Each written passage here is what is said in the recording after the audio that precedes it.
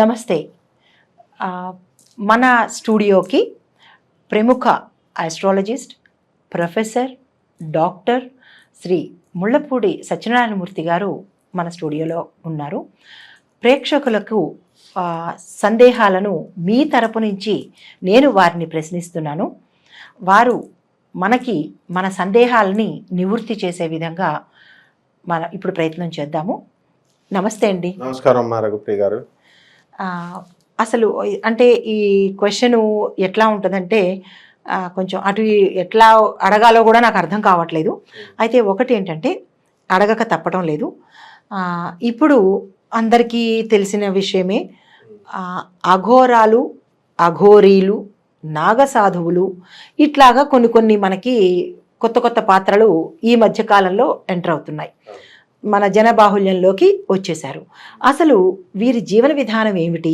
వీళ్ళు అలాగ జనంలోకి వస్తారా? అసలు అఘోరీలు, ఒరిజినల్ అఘోరీలు అంటే ఏంటి? ఇప్పుడు మనకు నిత్యం మనం చూస్తున్నాం కదా ఈ 4 రోజుల నుంచి, వాళ్ళు నిజమైన అఘోరీలా? అసలు దీని గురించి ఎట్లాగా మనకి సందేహ నివృత్తి చేయండి. అఘోరి అంటే ఘోరము, అంటే ఘోరం భయంకరమైనది. పెడితే అఘోరి అంటే భయంకరము కానిది. వాళ్ళు చాలా సున్నిత మనస్కులు.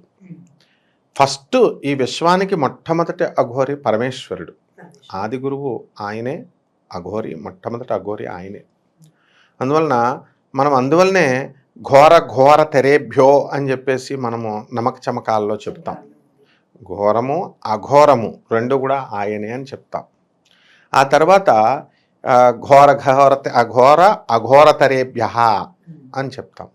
ఇక్కడ వాళ్ళ సున్నిత మనస్కులు. అందుకే శివుడిని కీర్తిస్తూ ఏమంటామంటే, అఘోరీలను కీర్తిస్తూ వాజ్ర కాఠోర కుసుమ కోరక, వజ్రమంత కఠినంగా ఉంటుంది వాళ్ళ జీవన విధానం. అంటే చాలా టఫ్ అనమాట, రాళ్ళ మీద బతకాల ఇక్కడ అంతా కూడా. అలాగే కుసుమ కోరక, వాళ్ళ యొక్క మనస్సు చాలా సున్నితం. పైకి చూడడానికి కళ్ళు ఎర్రగా, జుట్లు పట్టుకొని, జటాజుటాలు పట్టుకొని, ఏవో కపాలాలు పట్టుకొని శివుడు అలా ఉంటాడు. కానీ చిన్నపిల్లాడి మనస్తత్వం. ఇంకా విష్ణుమూర్తి డేంజర్. పైకి స్మూత్ గా ఉంటూ లోపల అరే మొత్తం మారితేనే ఇస్తాను రా వరం, విష్ణుమాయ చేస్తాడు. వరం ఏదైనా నేను తప్పు చేశాను స్వామి, నా కోరిక ఇవ్వు స్వామి అంటే, నువ్వు పూర్తిగా మారి తర్వాత రా నా దగ్గరికి అంటాడు విష్ణుతత్వం. శివతత్వం ఏంటంటే, పోలే పాపం ఏదో తప్పు చేశాడు, వీడి కర్మ నెక్స్ట్ జన్మలో అనుభవిస్తాడు, ఇప్పుడు ప్రస్తుతం ఇచ్చేద్దామని చెప్పేసి ఇచ్చేసి శిక్షిస్తాడు, ఈయన శిక్షించాక ఇస్తాడు. అందువలన ఇద్దరు ఒకటే, కాకపోతే తత్వాల డిఫరెన్స్. అయితే ఈ అఘోరి అంటే ఏమిటంటే, వాళ్ళ జీవన విధానాల్లో మొట్టమొదట త్యాగము చెప్పారు. త్యాగానికి వాళ్ళు అన్నీ త్యాగం చేయాలి. ఫుడ్ మనం మంచి టేస్టీ ఫుడ్ తింటాం కదా, అది త్యాగం చేయాలి, చేసేస్తారు. ఒక్కొక్కటి సుగంధ ద్రవ్యాలు వండడము, తల్లిదండ్రులని, బంధుత్వాలు, దేహాభిమానం. అందువల్లనే వాళ్ళు ఏం చేస్తారంటే బట్టలను కూడా సాక్రిఫైస్ చేస్తారు. దాని ఉద్దేశం అది. అంతే, వాళ్ళ పాపం ఏదో సరదాగా ఫ్యాషన్గా కాదు. అంటే వాళ్ళు మనం చూడడానికి వాళ్ళు బట్టలు ఇప్పేసి నూటుగా ఉన్నారా బాబు అనుకుంటాం, దిగంబరంగా. దిక్కుల్నే అంబరంగా చేసుకుంటారు వాళ్ళు. సర్వవ్యాపకత్వం అవుతారన్నమాట. అందువలన ఈ యొక్క బట్టలను కూడా త్యాగం చేసేస్తారు, అన్నీ చేసేస్తారు. బాగుంది. ఇకపోతే ఫుడ్ విషయం దగ్గరికి వచ్చేసరికి టేస్టీ ఫుడ్లు అన్నీ వదిలేసి ఈ యొక్క కుళ్ళిపోయినటువంటి ప్యూరిఫైడ్ పదార్థాలు, తర్వాత మంచి ఆహారము రెండు ఒకటే సుమ అని చెప్పడం కోసం కుళ్ళిపోయినటువంటి యానిమల్ కార్కాసెస్, యానిమల్ డెడ్ బాడీస్ని తింటారు. మనిషి శరీరాన్ని, అంటే కాలుతున్న శరీరాన్ని తింటారు, మానవ దేహాన్ని తింటారంటారు. అది నిజమేనా? అది పెద్ద విషయం ఏముందమ్మా. ఇప్పుడు శవాలు చచ్చిపోతున్నాయి అనుకోండి, ప్రచారాలు చేసుకుంటారు. అలా నిజమైన అఘోరీ సిస్టంలో తింటే తినొచ్చు, తప్పులేదు. ఇప్పుడు కానీ తినే మొనగాడు లేడు. ఎలా కుదురుతుంది చూడండి. ఎలా అంటే, ఇప్పుడు మనం మా బంధువులు ఎవరో ఒకళ్ళు చనిపోతారు, అక్కడ కాలుస్తూ ఉంటారు. అక్కడ కాలుస్తూ ఉంటే అక్కడ బంధువులు అక్కడే ఉంటారు కదా, ఇంచుమించు కాలేదాకా. ఆ తర్వాత హై ఫ్లేమ్స్ బాగా పెద్దగా వచ్చేసిన తర్వాత వెళ్ళిపోతారు వెనక్కి తిరిగి. అక్కడ ఎవరైనా అఘోరి ఇన్ని సంవత్సరాల మన చరిత్రలో ఎవరైనా రావడం, మళ్ళీ దాన్ని ఆ మంటను ఆర్పడం, ఎవరైనా తీసుకోవడం చూసామా? లేదు. అంటే అనాథ శవాలు ఉంటాయి కదండి, అనాథ శవాలు కుళ్ళిపోయినవి, ఎవరికి పనికిరాని ఉంటే తింటే తినొచ్చు. అది వాళ్ళ ఆహారం అంటారా? కాదు, అది కానే కాదు. వాళ్ళు తప్పనిసరి పరిస్థితుల్లో ఏదో చిన్న ముక్క తింటే తినొచ్చు అని అనేక మంది అఘోరీలు చెప్తున్నారు. అసలు వాళ్ళు నాన్ వెజిటేరియన్ తినరు వాళ్ళు. ఎందుకంటే వీళ్ళంతా కబుర్లు చెప్తున్నారు కదా. మొట్టమొదట కాశీ క్షేత్రంలో కేనారాం అని చెప్పేసి అఘోరి ఆశ్రమం ఉంటుంది ఇప్పుడు కూడా. ఆ కేనారాం గారి జీవన విధానం అంతా కూడా అక్కడ ఆశ్రమంలో స్కల్స్ పెడతారు, మోడల్ పెడతారు. ఆయన ఏం శవాలను తినలేదే కేనారాం గారు. ఓపెన్గా ఆయన ఆశ్రమమే ఉంది కాశీలో, ఇప్పుడు వారణాసి దగ్గర బెనారస్లో. మరి అలాగే విమలానంద స్వామి అని ఉన్నారు. విమలానంద స్వామి వారు శవం పైన కూర్చుని ఆయన శవ సాధన చేశారు. ఓకే, డెడ్ బాడీ పైన కూర్చొని సాధన చేస్తారు వీళ్ళు. అది కొన్ని ప్రక్రియలు, కొన్ని వామాచారం అంటారు. వామాచారంలో ఒక భాగమా? వీళ్ళు వామాచారం పేర్లు వాడుకొని వీళ్ళంతా కమర్షియల్ చేసుకుంటున్నారు. వామాచారం, కౌలాచారం అని ఇవన్నీ కూడా.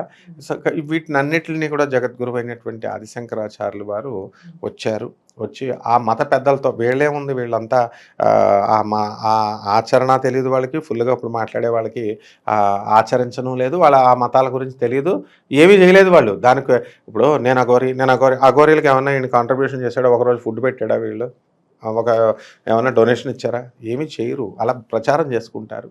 కాబట్టి అటువంటి జగద్గురు అయినటువంటి ఆదిశంకరాచార్యుల వారు ఆ మత పెద్దలతో, మిండన మిశ్రుడు, ఆ తర్వాత మొత్తం ఇటువంటి ఏ మతానికి ఎవరెవరు పెద్దలు ఉన్నారో వాళ్ళందరితో డిస్కషన్ చేసి, ఆయన శాసించలేదు, ఆయన కన్విన్స్ చేసి ఈ మతాలు ప్రమాదకరమైనటువంటివి అని చెప్పి వాటిలన్నిటినీ ఏకీకృతం చేసి ఒక మతం కింద, అదే దక్షిణాచారంగా చేసి మనకు మిగతావన్నీ అంగీకరించొద్దు అన్నట్టు ప్రమాదం అని చెప్పి ఒక సిస్టమ్ని, దేవాలయాలు ఎలా పూజలు చేయాలి ఏంటి అన్నది చెప్పి వెళ్ళారు.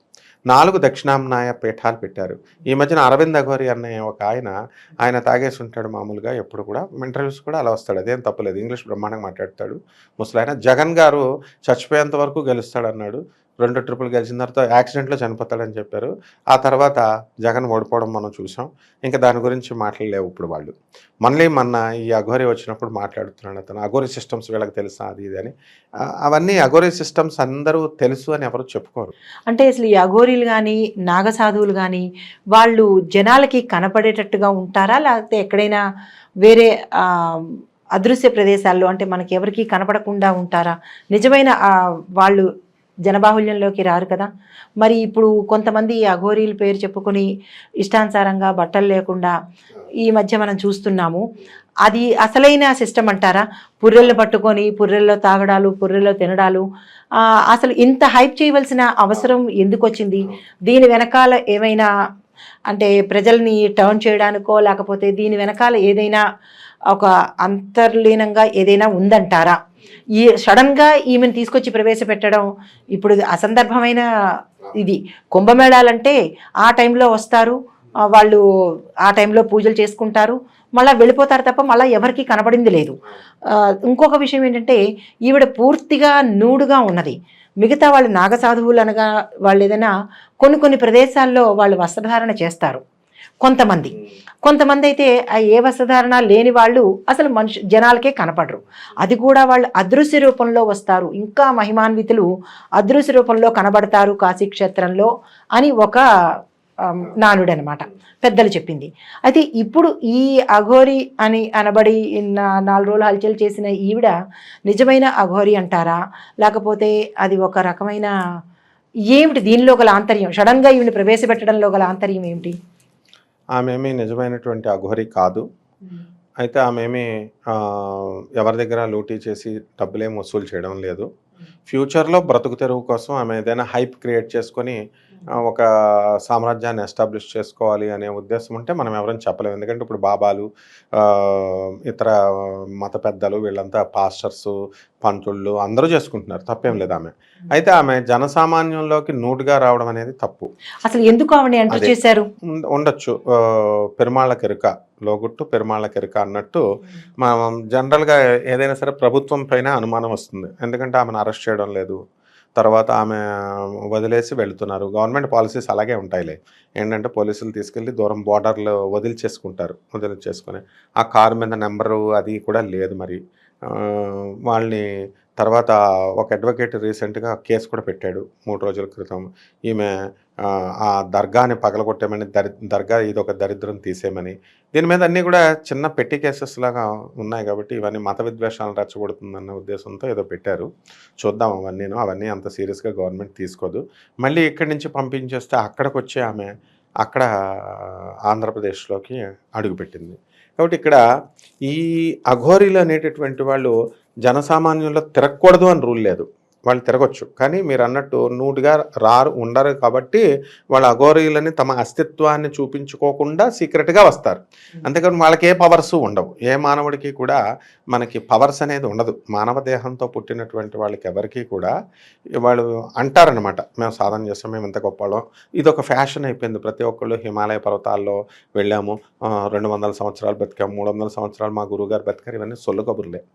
మానవ కాన్స్టిట్యూషన్ ప్రకారము మానవ బాడీ యాజ్ అ డాక్టర్గా మొత్తం వైద్య శాస్త్రం చెప్పేటటువంటిది ఏంటంటే దానికి సెల్స్ 50 సంవత్సరాలు దాటేసరికి మనకి జ్ఞాపకం శక్తి తగ్గుతూ ఉంటుంది, క్షీణిస్తూ ఉంటుంది.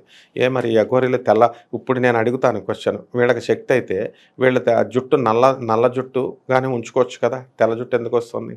బాడీ కెమికల్ రియాక్షన్స్ ఎందుకు సేమ్ మామూలు మానవుడికి జరుగుతున్నట్టే జరుగుతున్నాయి. వాళ్ళకి కూడా వార్ధక్యం వస్తుంది, చర్మం ముడత పడుతుంది, ఇవన్నీ మామూలుగానే జరుగుతున్నాయి. ఎందుకు మరి వాళ్ళు ఆపుకోవచ్చు కదా శక్తులుంటే? ఏ శక్తులు ఎవరికి ఉండవు. ఓన్లీ వీళ్ళు వెనకాల కోటరీ ఆమెను ఉపయోగించుకొని వెనకాల కొంతమంది సంపాదించాలి. ఏ స్వామీజీ అయినా అంతే, వాళ్ళ వెనకాల ఒక కోటరీ ఉంటుంది. ఆ కోటరీ వాళ్ళు హైప్ చేస్తారనమాట. స్వామీజీకి పవర్స్ ఉన్నాయి, ఈ స్వామీజీ ఇవి చేసేస్తాడు, మిరాకల్స్ ఉన్నాయి. ఇప్పుడు ఉన్నటువంటి స్వామీజీలకి ఇందులో మొహమాటం కూడా లేదు నాకు. వాళ్ళంతా నా గురువులే కాబట్టి నాకు తెలుసు. కాబట్టి వాళ్ళు అలా క్రియేట్ చేస్తారు ఆ హైప్. ఈ సామాన్య జనానికి మనం చెప్పి ఎడ్యుకేట్ చేయాలని గోగినేని బాబు గారు చెప్పినా, జన విజ్ఞానవేత్తలు చెప్పినా, సామాజికవేత్తలు కృష్ణకుమార్ అక్కలు, సంధ్య గారు, వీళ్ళందరూ చెప్పేవారు. మనం తిరుగుతూ ఉండేవాళ్ళం అందరితో. అలాగే ఎవరు చెప్పినా కూడా వినరు జనం. అంటే వాళ్ళు గాడ్ సెంటర్డ్ ఫిలాసఫీ కాదు కాబట్టి వీళ్ళ ఎథిస్టులు, వీళ్ళు నాస్తికులు చెప్తున్నారు, వీళ్ళ వినకూడదన్నారు. మరి ఆస్తికులు చెప్తున్నారుగా, మంచివాళ్ళు, మీలాంటి వాళ్ళు, నాలాంటి వాళ్ళు చెప్తున్నాం కదా, వినాలి కదా. చాగంటి కోటేశ్వరరావు గారు ఎప్పుడైనా చెప్పారా? గరికపాటి నరసింహారావు గారు చెప్పారా? అశాస్త్రీయమైన బోధించలేదు కదా. కాబట్టి ఇదంతా కూడా ఒక స్వార్థమ కుట్రలతో కూడినటువంటిది. దీంట్లో హిందూ మతానికి సంబంధం లేనటువంటిది. ఇది అఘోరీ సిస్టమ్స్ని ఒక అరవింద్ అఘోరీ ఏమంటాడంటే, శంకరాచార్యుల వారు పంచామనాయాలు స్థాపించాడు. మరి ఏమైపోయింది అంటే ఆయన ఉద్దేశంలో అఘోరీది శంకరాచార్యుల వారు చెప్పించారని. జగద్గురు ఆది శంకరాచార్య పరంపరలో వచ్చిన వాడిని నేను. శృంగేరి పీఠాధిపతులైనటువంటి భారతీ తీర్థస్వాముల వారి శిష్యుడిని నేను. కాబట్టి నాకు తెలియదు 5 సృష్టించాడో 4 సృష్టించాడో. ఇంకా ఎక్కువ మాట్లాడితే అసలు కంచుకామకోటి పీఠాన్ని అసలు జగద్గురు అయినటువంటి ఆది శంకరాచార్యులు వారు పెట్టలేదు. వాళ్ళు ప్రతిష్ఠించుకొని మేము కంచుకామకోటి అని అన్నారు. కానీ ఆ గైడ్ లైన్స్లో వెళుతోంది కాబట్టి, చంద్రశేఖర సరస్వతి వారు మంచి యోగి పొంగవులు కాబట్టి నడిచే దైవం, కదిలే దైవం అని మనందరం గౌరవిస్తాం. మరి జయేంద్ర సరస్వతిని లోనపడేసిందిగా జయలలిత. ఎందుకో అది ఎంతగా స్థలాల కోసం, దీనికోసం. మరి వీళ్ళ దగ్గర శక్తులుంటే ఆపుకోవచ్చు కదా. పుట్టపర్తి సాయిబాబా గారి ఆశ్రమంలో ఎన్నో జరిగినాయి. మరి వారు ఆపుకోవచ్చు కదా, వారికి శక్తులుంటే. ఎవరికి ఏ శక్తులు ఉంటాయి, గారడీ విద్యలు ఉంటాయి. ఏంటంటే అది కూడా మంచి ఉద్దేశంతో వాళ్ళు పబ్లిక్ని ఆకట్టుకొని అది డబ్బు సంపాదించి దాంతో అనంతపురం జిల్లానంతటినీ కూడా ఆయన మంచి చేశారు. ఆయన ఒప్పుకుంటాం మనం, పాత ఆయన కాబట్టి, పాతతరం ఆయన, ఊరిని మేలు చేశారు కాబట్టి ఒప్పుకుంటాం. మిగతా ఆయన అని చెప్పి మిగతా వాళ్ళందరూ, కర్నూలు బాబా వచ్చాడు, కర్నూలు సాయిబాబా, మరి హార్ట్ అటాక్ ఎందుకు చచ్చిపోయాడు? వీళ్ళంతా శక్తులతో ఉన్నవాళ్ళు హార్ట్ అటాకులు, బీపీలు వచ్చేందుకు చచ్చిపోవాలా? మరి జగద్గురు ఆదిశంకరాచార్యుల వారు అలాగా నిర్యాణం చెందలేదే, ఆయన అదృశ్యమైపోయారు. నృసింహ సరస్వతి స్వాముల వారు గాణగాపురంలో అదృశ్యమైపోయారు. శ్రీకృష్ణ భగవానుడు అంతర్ధానమయ్యారు. ఇలా ఉంటాయి జగద్గురువులవి. కాబట్టి ఇవంతా కూడా భ్రమ అనమాట. అందువలన తప్పేముంది, ప్రజలే లాస్ అవుతారు. ప్రజలు ఎంత బుద్ధి లేని వెదవాలంటే, వేములవాడలో ఆమె విభూతిని రాసేసుకుంటున్నారు. ఆమె పాపం తీసుకొని రాసుకుంటున్నారు. ఆమె పళ్ళు ఆమె చేతిలో ఆమె ఇస్తుంటే ఇది మహాప్రసాదం లాగా తీసుకుంటున్నారు. అందులో ఒక వర్గం వాళ్ళు ఈమెకు శక్తులు ఉన్నాయని వాళ్ళు ఏదో పెద్ద మహాపండితుల్లాగా వీళ్ళు చెప్తున్నారు. ఒక వర్గం లేదని అన్న వాళ్ళని నోరుని సప్రెస్ చేస్తున్నారు.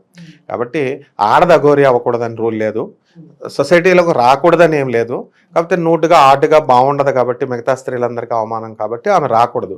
ఆమె ఎలా వస్తుంది, అసలు మగవాడిలాగా వస్తుంది ఆమె.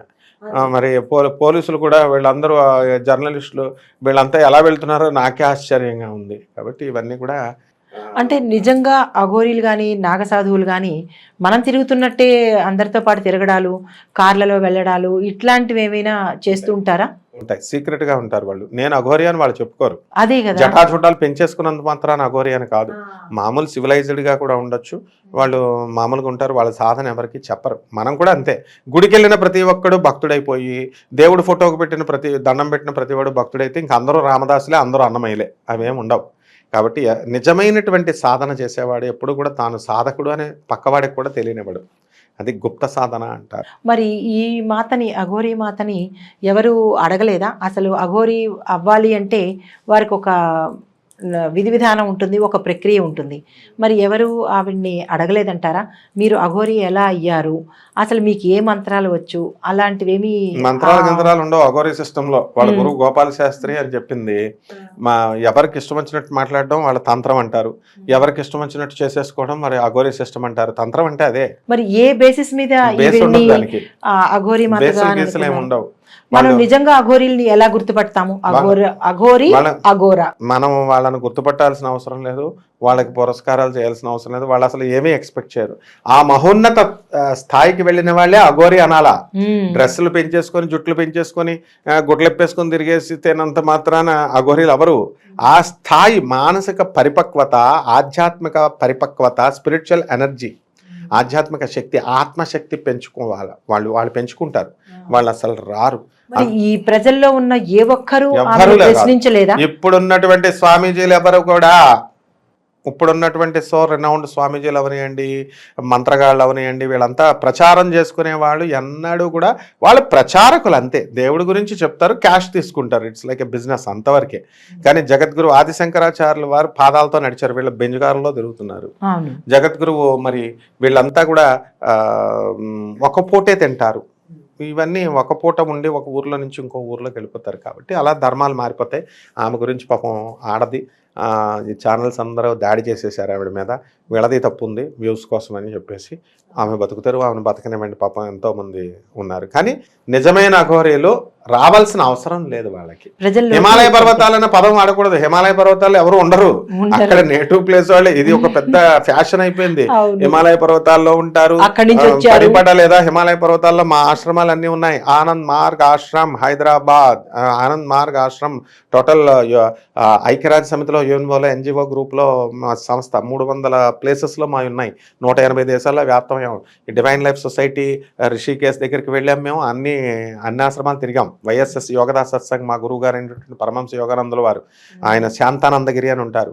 డివైన్ లైఫ్ సొసైటీలో చిదానంద్ మహారాజ్, ఇలా వీళ్ళందరితో మేము చేసాం. ఇస్కాన్ ప్రభుపాదుల వారు, ఇప్పుడు ఉన్న పురుషోత్తం దాసు మా గురుగారు అయినటువంటి ఆనందమయ దాస్ ప్రభు హైదరాబాద్ సెక్రటరీ, వీళ్ళంతా తెలుసు నాకు ఆశ్రమాలన్నీ. అందువల్ల నిజమైన వాళ్ళు అలా చేయరనమాట.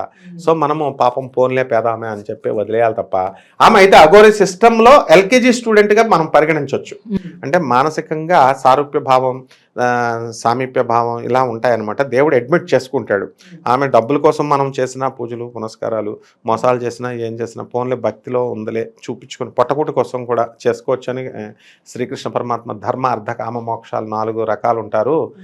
ధర్మం ఏదైనా కోరిక కోసం చేసేవాడు వాడు అర్థి చేసుకోవచ్చు. డబ్బు కోసం నన్ను చేస్తుంటారు. అంటే సడన్ గా ఇప్పుడే ఆవిడ ప్రత్యక్ష అవడము, ఈ సమయంలోనే రావడంలో తెలుస్తుంది కదా. అప్పుడు సత్యాన్ని, అగ్నిని, సూర్యకాంతిని ఆ గుప్పిట్లో ముంచలేం కదా. నిజంగా ప్రభుత్వాలే చేయిస్తే తెలుస్తాయి కదా మనకి త్వరలో. వాళ్ళు ఏమైనా టాపిక్లు డైవర్ట్ చేయడానికి ఏమన్నా సానుకూలత చూపిస్తున్నారా, వీళ్ళు ఏమన్నా అంతర్శక్తులు ఏమైనా ఉన్నాయా, ఇవన్నీ అంత పెద్ద సీరియస్గా తీసుకోలేదు గవర్నమెంట్. కాబట్టి తెలుస్తాయి మన దానంగా. నమస్తే అండి, చాలా చక్కగా చెప్పారు. ప్రజలకి కనువిప్పు కలిగించారు. అసలు ఎవరు ఏమిటి, వాళ్ళ విధి విధానం ఏమిటి, వాళ్ళ అలవాట్లు ఏమిటి, అసలు ఎవరిని మనం అఘోరాలు అఘోరీలు అనొచ్చు, వాళ్ళ తత్వాలు ఎలా ఉంటాయి అనేది చాలా విపులీకరంగా చాలా చక్కగా చెప్పారు. నమస్తే. ధన్యవాదాలు.